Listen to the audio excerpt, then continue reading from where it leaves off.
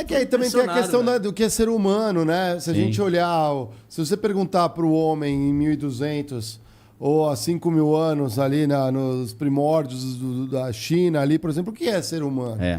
Né? O Nietzsche entrou nessa discussão, Exato, né? Mano, porque o que o Nietzsche fez? O Nietzsche, é interessante a gente lembrar que o Friedrich Nietzsche, o filósofo alemão, ele estava vivendo numa época que a Alemanha estava tentando se colocar como um país, que não tinha Alemanha ainda, era Saxônia, Prússia e tal. Então eles estavam tentando dizer, nós somos importantes, nós somos fortes. Então era a época que o Bismarck estava tentando falar, nós somos fortes, nós somos um país e é isso aí. Se não gostou, cai para dentro. Então era esse o discurso. Aí ele começa a falar sobre vontade e potência, sobre além do bem e do mal. Se você for cristão, você não vai falar, vou montar uma guerra mundial só para eu dizer que eu tenho valor. Então ele começa a superar a visão de mundo cristã. E aí ele começa a dizer o seguinte, o homem não é um ser criado por Deus. O homem é uma passagem de uma situação para uma outra. O homem está evoluindo para um super-homem, que é o Übermensch. E aí surge o conceito do super-homem, que depois vira história em quadrinho lá, né? É inspirado... Vem do Nietzsche. Então o Nietzsche diz que vai surgir um homem que é acima do bem e do mal, que ele não vai ter freio moral, ele vai fazer o que ele quiser, e ele vai ter até uma estrutura biológica diferente também. Então, passa essa ideia do que é o homem, um ser criado por Deus, para o homem é uma ponte para um além-homem. A interpretação certa seria além-homem, né? Não Mas super-homem. isso conversa com Darwin, não? Conversa totalmente com Darwin. Na verdade, Nietzsche, no livro A História da Filosofia do Will Durant, quando ele estuda o Nietzsche, ele fala que o Nietzsche é uma associação de Bismarck com Darwin, que é a seleção natural, né? Sobrevivência dos mais aptos, né? Então a gente tem que ser muito forte para poder sobreviver e vencer e se estabelecer como uma nação. Aí a Primeira Guerra Mundial vem como consequência disso, né? Nessa ideia de nós somos fortes, tal, Bismarck. Vai para o imaginário das massas, né? Exato. Aí o cara vê aquela identidade nacional, né? De nós temos, igual o americano, Destino Manifesto, né? E talvez aí tenha, na comunicação de massas, deve ter um líder, que a gente já sabe quem é, o Adolfinho, que percebeu isso. Claro. E capitalizou em cima. Incorporou, né? Abraçou. Transformou Exato. isso em nacionalismo, né? Exatamente. Eu não acho que ele percebeu, honestamente. Por quê? Eu acho que ele foi... eu acho que existiam claramente quem o suportava. Ele era o fantoche de uma galera. Entendi. Ele era uma pau mandada ali. Né? Ele era alguém que era louco bastante pra ser esse fantoche. O já vi teste essa de ferro. história. Teste de ferro. tô falando que não... Com Já vi certeza. essa história. A população Entendi. alemã tinha Porque dizem uma que ele era meio ignorante, né? É. Ele fez prova para a Faculdade de Belas Artes, não passou. Fez prova para o Exército, não passou. O cara era meio limitado, né? Mas... Tinha um dom, claro, Exatamente. da Oratória. A retórica dele era boa. Tocava os corações Até frágeis, carentes. Alguns dizem que era uma coisa sobrenatural. Que uma vez ele ficou numa situação meio epilética, assim, mas na verdade ele foi possuído. E ele começou, dali para frente, começou a falar de um jeito que ele não falava antes. Toda a parte mística desse movimento da Alemanha nessa época ajuda muito a explicar, porque eles tinham a sociedade Thule e eles estavam buscando uma força mística chamada Vril. Isso está no livro também acho que é Sean Kirkpatrick, que é As Relíquias Sagradas de Hitler. Que ele realmente tinha essa crença que se ele tivesse certas relíquias, como a Arca da Aliança, que a gente vê Indiana Jones, acha que é lorota, mas ele queria achar a Arca da Aliança mesmo. Né? Da Arca Perdida. Isso também, assim... Porque tá no Apocalipse também. Também tem a ver com o A Apocalipse. fragilidade social da população alemã por conta Sim, da Primeira Guerra Mundial. Sim. Isso aí destruiu. Autoestima destruiu mó tudo. baixa. sim. Destruiu. Virou Se até... alimenta disso, com certeza. A Alemanha era um bordel geral, porque os caras chutaram o balde. Falaram, a vida não faz sentido, então eu vou pra Gandai, meu irmão. Vou curtir o restinho de vida que tem, né? E aí ele vem para restaurar essa moral, a força e tal. Os caras olham, pô, legal esse papo, né? Foram iludidos por esse discurso aí. Aí tem um filósofo que é o Gilles Deleuze, ele escreveu um livro chamado... O nome do livro é Foucault. Dentro desse livro tem um capítulo chamado Sobre a Morte do Homem e o Super-Homem. O que ele quer dizer? Ele quer dizer que Nietzsche disse, Deus morreu, essa história de que Deus criou o homem não existe, então o homem não é mais alguém que está subordinado a Deus e abaixo de Deus. Ele é um ser que está aí, é inteligente, pode fazer o que quiser. Então, isso que você falou, né? Com a imortalidade, o conceito do que é o ser humano muda. E o C.S. Lewis, né, que é aquele que escreveu as Crônicas de Nárnia, mas também escreveu A Abolição do Homem, ele vai dizer que isso é um grande problema. Porque quando você não tem uma verdade objetiva, tipo, certo e errado é isso, o homem ele fica sem limite e, inevitavelmente, ele acaba fazendo atrocidades. A questão, a Né? questão moral, né? Porque questão, Deus não existe, né? Dostoiévski falava, se Deus não existe, tudo é permitido. O Nietzsche veio nessa e dali veio uma galera pensando isso e falou, não tem certo e errado, não tem punição eterna, vou barbarizar geral, é a sobrevivência do mais forte, né? É Darwin total.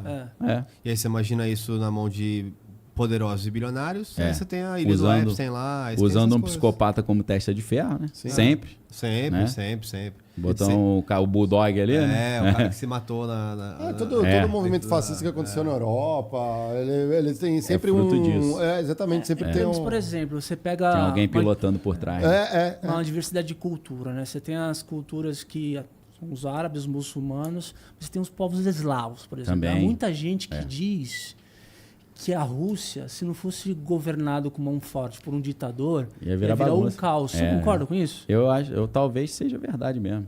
Isso é uma teoria da filosofia política bem consolidada, que é a do Thomas Hobbes, né?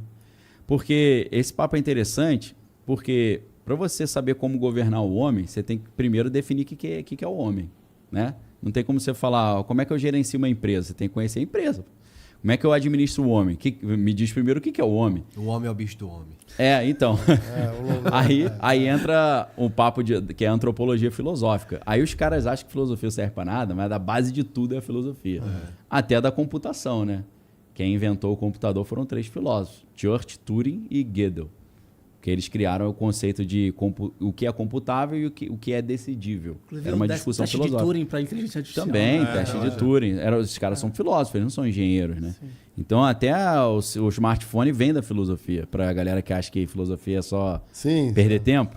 Uma maconha aí lá, dá um... Não, o Só FRJ, somebody love ficar brisando. Então, a antropologia filosófica, ela vai definir o que é o homem. Aí o Thomas Hobbes falava, o homem é o lobo do homem, pô. O homem nasce já mal e precisa de um estado forte para controlar os impulsos dele e impedir a guerra de todos contra todos. Então, talvez realmente, se você for interpretar a cultura russa, ou como você gerencia 1,5 bilhão, 1 bilhão e 500 milhões de pessoas igual na China, vai complicar tudo administrar essa galera.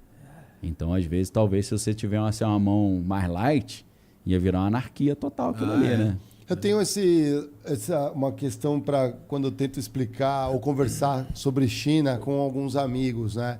Porque eles olham com aquele viés ocidental e de apontar ali, por exemplo, é uma ditadura, é um negócio. Eu falo, cara, se olhar a história da China, não é uma história igual a nossa, que começa ali talvez em 1500. A da Rússia também, né? Exato. Pô, os caras ali já foram invadidos para todo mundo. Cara, a gente já tá falando de tentaram 5 vários mil modelos anos, também 10 mil anos, e sempre tiveram imperadores. Mesmo no período feudal, eles conseguiram ter paz em alguns momentos. Então, assim, é difícil olhar para um ângulo de um povo que já vem numa vivência histórica muito diferente da complicado, nossa. Mas, Marião, que fugiu de guerra. Eu reconheço o esforço intelectual, eu sofro do mesmo mal. Mas, cara, é uma coisa que a gente não escapa disso. Porque se a gente está determinando cultura, eu vou analisar os caras com a minha régua. Sempre. Porque eu vivi aqui nesse país e eu sei o que para mim é uma organização de sociedade. Logo, eu não vou poder analisar um russo... Com a nossa ótica, exato. Como um russo. Não, lógico. Eu vou analisar o russo como um brasileiro. Você se colocar no lugar dele, você nascer de novo e ser criado lá, né? Teve um dia que eu desisti intelectualmente de um amigo. É até triste falar disso, porque ele acha que o Putin, e por ser Rússia, ele ainda acha que é União Soviética. E aí eu falei assim, não, peraí. Aí eu comecei, sei lá, não sei nem por onde começar a mandar algumas coisas para mandar, leia sobre isso, não sei por onde começa, pela queda do Muro de Berlim, eu não sei por onde começar, mas eu só tenho que ler algumas coisas aqui sobre você entender o que aconteceu no mundo e quem é o Putin, quem está por trás e tudo mais. É até triste, né? Acho que assim, é o problema de ser educado no soft power americano pelos filmes do Rambo. É difícil mesmo, ou do Rock, né? Quando ele vai enfrentar o Drago lá, né? Que é o Dolph Lundgren. Exato, é o Dolph Lundgren. E depois deve dar um nó na cabeça desse cara quando eles vê o Rambo e o Dolph Lundgren juntos nos Mercenários. Mercenário, exato, amigão. ele fala, caramba, mas o que aconteceu aqui, né? Deve ser difícil. Camarada agora. Você tá com aquela dificuldade lá? Qual? Do tempo? Do horário. Sim. Mas tá tão interessante. Não, fica aí. Esqueceu da hora. Eu vou né? dar- Porque o Geiger tinha uma missão secreta, mas o Elon Musk mandou uma nota pra ele aqui. Que missão? Você falou pra mim Compromisso. antes de uma... Não, tenho 10,5. Ah, não, então tá bom. Posso fazer Por gentileza. uma provocação? Claro. Até para entender um pouco da tua visão de mundo. Tá. Eu vou falar algumas noções de ser humano por alguns autores. Eu Ótimo. queria entender Gosto demais. a sua afinidade. O homem é bom por natureza, né? Pegar Rousseau. Pegar Maquiavel também. Tipo, o homem é mau, ao menos que tenha que ser bom, né? Você pega Locke, né? O homem é uma folha em branco. Você tem Marx também, que fala que o homem é condicionado pelo seu ambiente, né? Tem o Schopenhauer também, mas eu não lembro. Puta, um animal... como é que Animal é? metafísico. Animal metafísico. É que ele busca dar sentido para as coisas. O que você entende por ser humano nesses casos aí? Então, no meu entendimento, ser humano é o topo da criação de Deus. A minha argumentação ela é mais teológica do que filosófica. E nessa argumentação, eu estou seguindo o que C.S. Lewis fala no livro Abolição do Homem. Porque ele diz, se você chega para o homem e fala, ó, você surgiu do nada, você faz o que você quiser, você vai cair em regime de exceção e atrocidade. Agora, se o homem tem algo acima dele que o criou e ele precisa se submeter, significa que existe alguém que estabeleceu o que é certo e errado. Então isso aí você tem uma possibilidade de uma convivência, né? O próximo é seu irmão, o maior próximo com todas as coisas. Então, em vez de eu partir de uma antropologia filosófica, que são esses casos, eu parto de uma antropologia teológica, né? Então a minha o homem é feito um pouco menor do que Deus. E necessariamente ele precisa de ordem para poder se organizar, né? Aí vem a lei, né? Exato. Deus estabelece as leis e tal. Mas não necessariamente um Estado todo poderoso igual o Leviatã do Thomas Hobbes, ou para o Maquiavel também, nem uma demonização da sociedade como o Rousseau faz, né? Porque a ideia do Rousseau é muito problemática, né? Porque Rousseau fala assim, o homem é naturalmente bom, a sociedade que o corrompe. Então, o homem corrompido não é porque ele é mau, é porque a sociedade fez ele ficar mal. E então você entra no coitadismo, entendeu? Você entra no abolicionismo penal dentro da teoria do direito. É tipo assim, não, o cara só cometeu o crime porque não tinha condição. Então, ele não pode ser punido. Então, você entra no excludente de licitude, você entra na teoria do discriminante de pena. Não tem mais pena, não tem crime, não tem mais punição. Então, assim, o cara não é culpado de nada, a culpa é da sociedade. Então, o cara... Não, ele não é um cara que está à margem da sociedade, ele é um Robin Hood que está tirando de quem tem e levando para quem não tem. Então, essa antropologia filosófica do Rousseau eu acho problemática. Assim como a antropologia do Hobbes, que fala que o homem é naturalmente mau, e se ele não for freado por um Estado forte, vai ter a guerra de todos contra todos, também acho problemática. Eu interpreto o homem como um ser que foi criado para o bem, mas ele pode optar para o mal. Então ele tem uma responsabilidade individual nas suas escolhas e por isso também entra, a gente não pode esquecer que foi do cristianismo que saiu a ideia do direito natural. Porque se o homem é criado por Deus, ele já nasce com direito, ele não precisa ser alguém para ter direito ou fazer um feito heróico para ter direito. Então o cristianismo contribui com um negócio fundamental para a teoria do direito hoje. E você tem uma crítica estruturada, por exemplo, à teoria marxista, do ponto de vista do materialismo histórico? Tenho, com certeza, porque...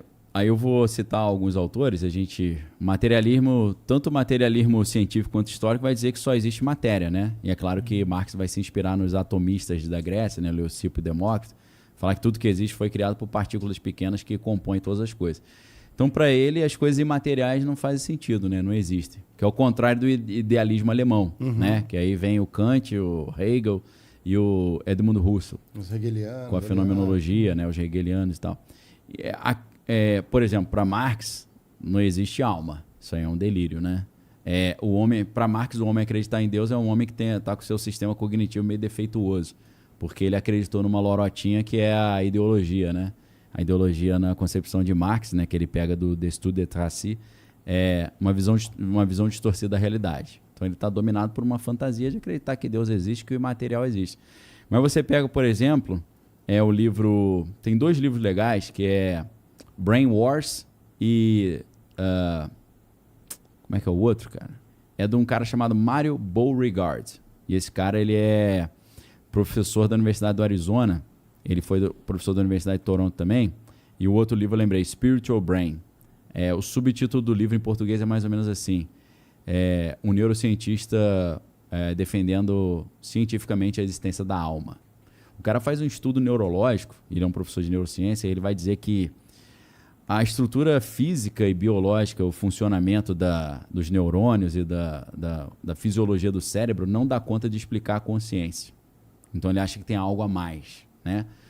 Junto com esse livro, tem um livro, eu não estou me lembrando o nome do livro, mas é o trabalho do professor Sam Parnia, que ele é diretor de ressuscitação cardiopulmonar da Universidade de Nova York. E o cara trabalha ali com pessoas que estão toda hora vivendo aquela experiência de quase morte ou de morrer e voltar, né? Porque o cara, pulmão parou, coração parou, declarado morto, e depois de ressuscitação o cara volta. E ele percebeu que muitos desses relatos, o cara falava que ele estava deitado na maca e ele saiu do corpo. E ele se viu olhando de cima para baixo. Relatava experiências, né? Essas experiências. E aí, como um cientista de verdade, em vez de ele ser um materialista dogmático e descartar isso, falar isso é delírio, deve ser alguma confusão bioquímica no cérebro, mas ele pensa, cara, se várias pessoas estão relatando a mesma história, que sai do corpo e vê o corpo de cima para baixo, sabe o que ele fez? Pegou na sala de ressuscitação, botou umas prateleiras perto do teto e começou a botar um monte de desenho lá em cima. E falou pro cara, aí, você teve experiência de sair do corpo? Tive. Você foi pro teto? Fui. Então me diz o que tá nessas prateleiras aqui. O cara fala, aqui tá desenho de uma árvore, ali de um cachorrinho, aqui da casa. Eu falo, pô, então o cara, a consciência continua existindo fora do corpo, pô. Então a consciência, ele tá desenvolvendo a teoria, não é um religioso, é um cara diretor de ressuscitação dos maiores hospitais e universidades do mundo, desenvolvendo a consciência desenvolvendo a ideia de que a consciência não funciona só na materialidade orgânica. Ela pode funcionar extracorpo também. De alguma forma que talvez a gente não conseguiu entender ainda. Então, assim, eu contesto o materialismo do Marx nesse sentido, e aí eu contesto a teoria econômica também com toda a crítica que a escola austríaca já fez, né? Com Mises, né? O Hayek, toda essa galera já mostrou que é meio insustentável, né? Porque se você tem uma economia planificada, você não consegue criar o preço, né? Se você não tem preço, você não tem mercado. Então, ela é um tipo de economia que está fadada à autodestruição, né? Isso tudo na parte conceitual. E na prática, a gente meio que vê isso também, né?